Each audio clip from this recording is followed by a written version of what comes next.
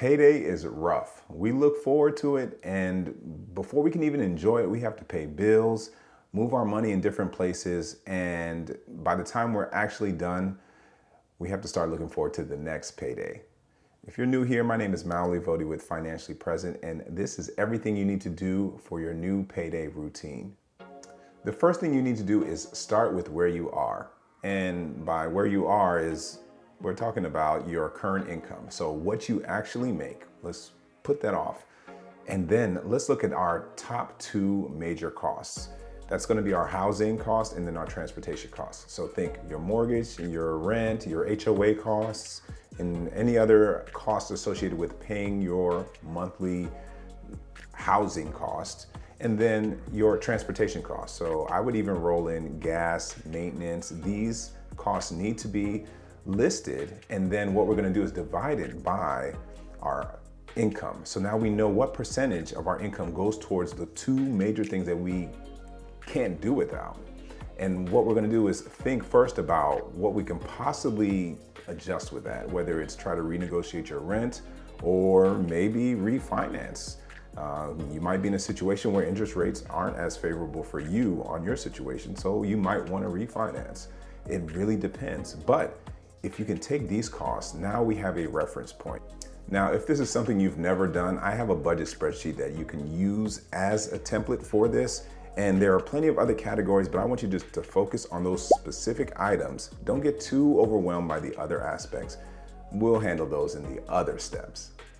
When it comes to money, there is the financial aspect, then there's also the behavioral psychology side of it. You know, the reasons why you may spend how you spend. And then some of it's tied to how you grew up or what you're influenced by, what you see, what's available to you, the people you work with, the circle that you're a part of.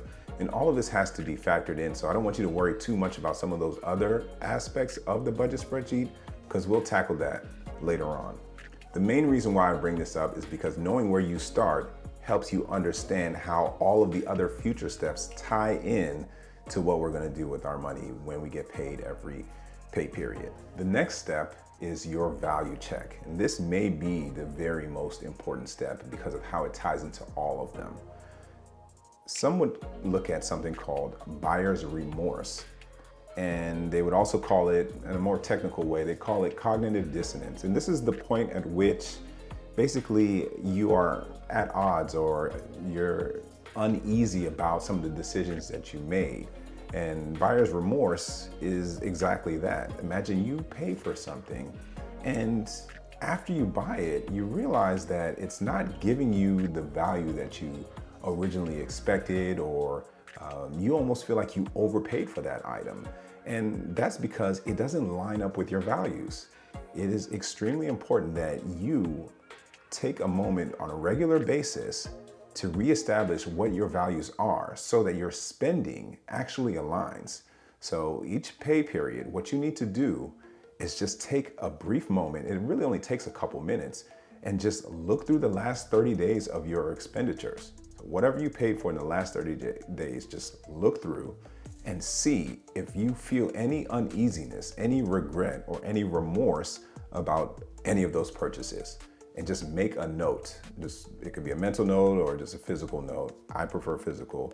And just bring that into the next pay period and realize that, hey, when I bought this, I didn't feel good about myself, or I felt a little bit more anxiety.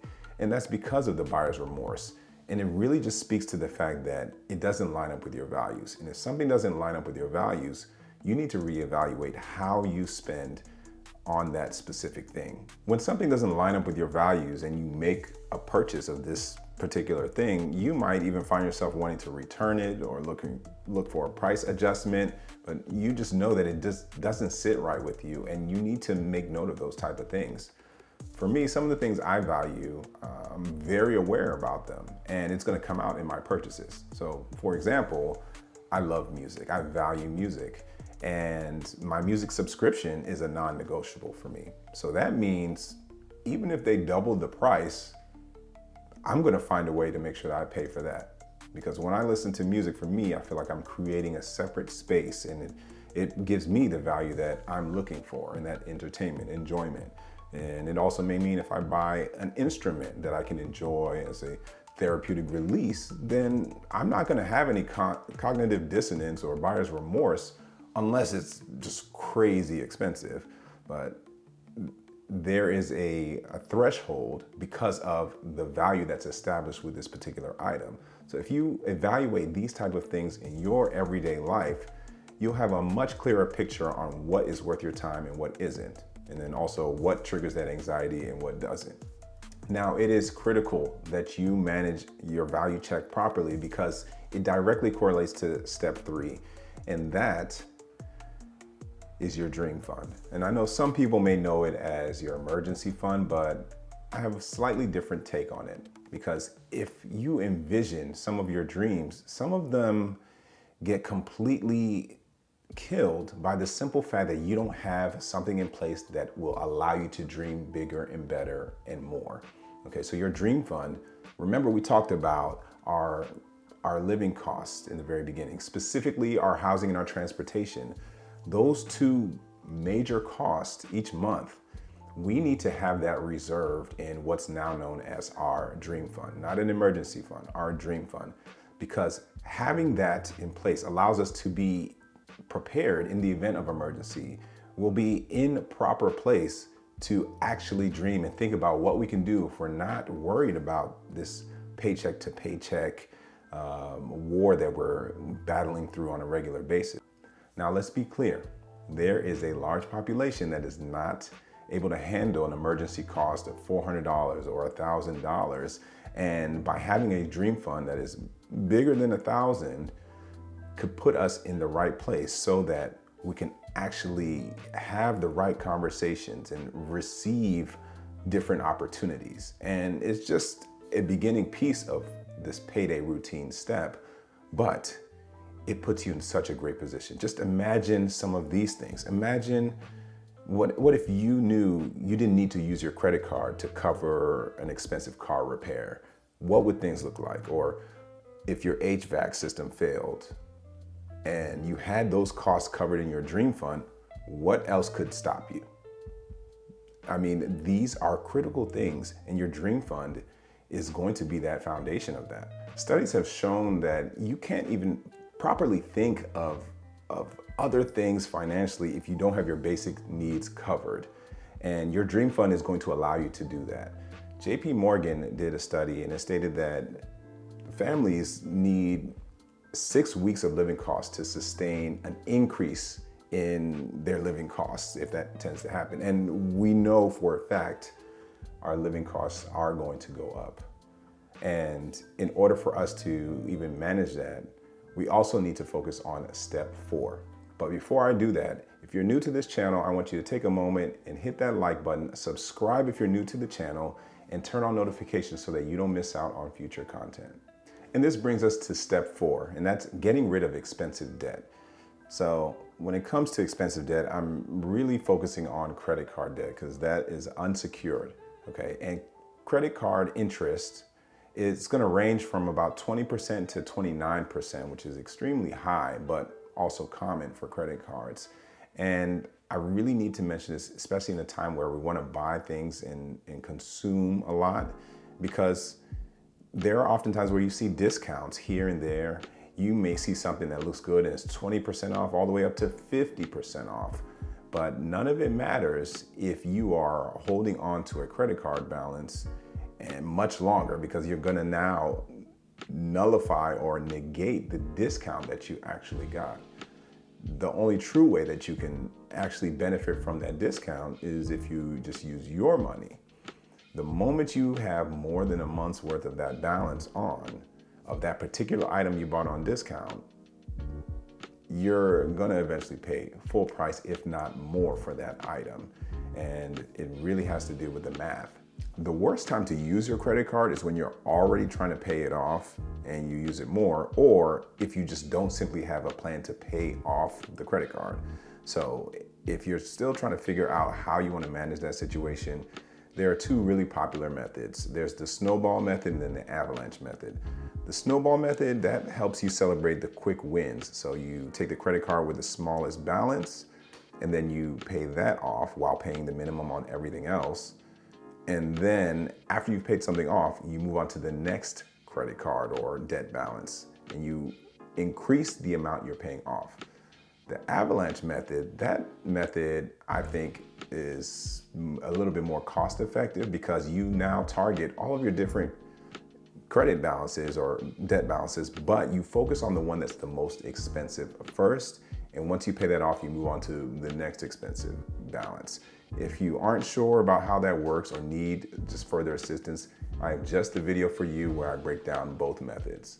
So make sure you click that link. And this leads us to step 5. So remember when we talked about our dream fund? Step 5 is our reality fund.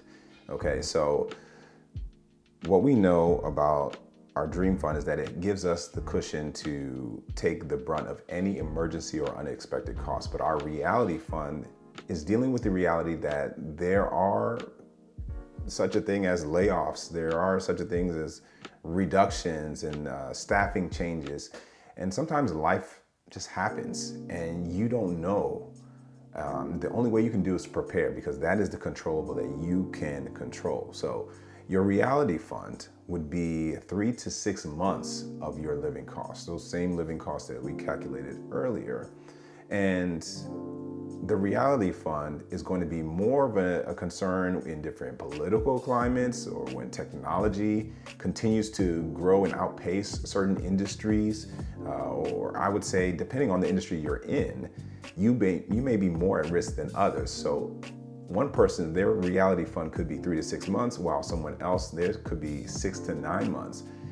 It really depends on your industry, but it's so important because, again, just like how the dream fund allows you to have that cushion to just breathe and dream, your reality fund does give you some idea that, okay, I could pivot into a different industry if something happens to me and I'm let go from a position, or if I do want to transition to a different side of entrepreneurship, you now have something that you can fall on. But having that reality fund deals with the reality of staff layoffs and reductions. And that's something that's critical on your wealth building journey, and it's something you should reevaluate on a regular basis, like when you get paid.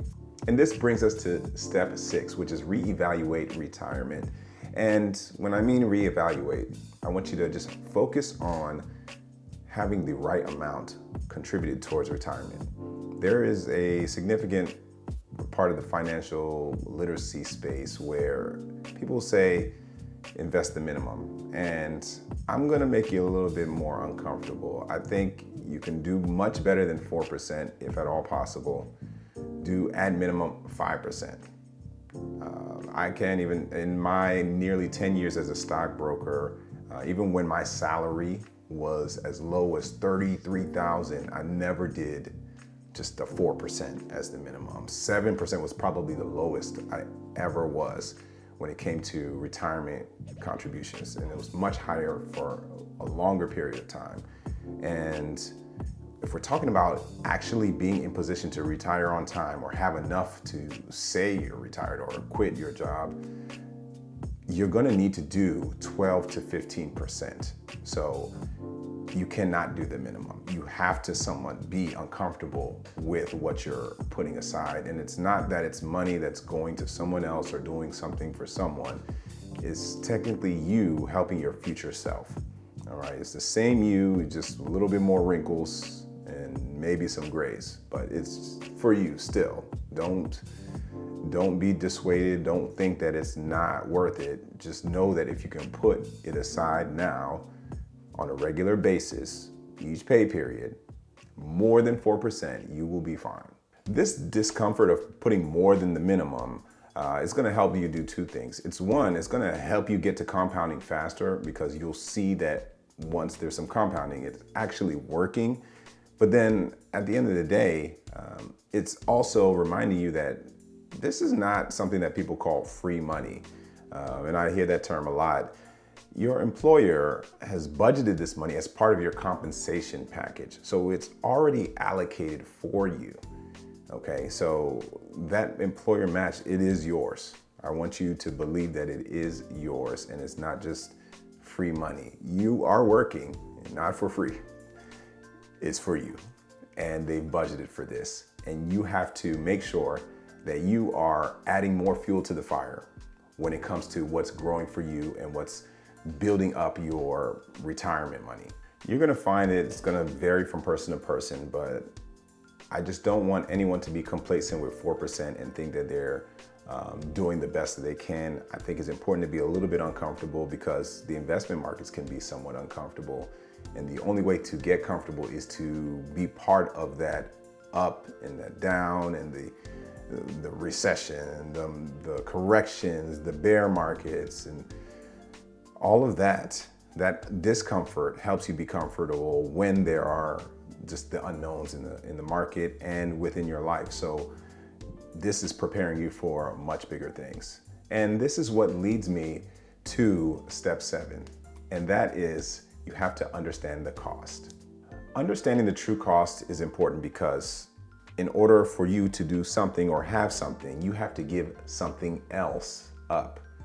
So what you have is at the expense of something else. The best way to say it is that the cost of the thing is everything you decided not to do. So whether it's, you decide you want to be fully debt-free, it may mean that you aren't contributing to your workplace retirement plan. That's something that's very specific to you. Do I agree with it? Me personally, no. Or maybe your opportunity cost could be related to maybe you want to pay off your mortgage, and that means that you did not pay off your student loans completely. You'd rather pay off the mortgage first. And the student loans is your opportunity cost. But whatever it is, it means that you're doing something by paying for it somewhere else in your life.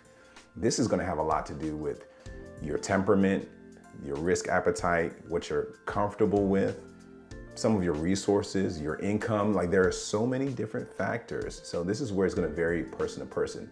But as long as it ties to your value, you'll be able to sleep much better at night. So this is why it's important to do a value check and understand the cost of all of these specific things. It all ties together.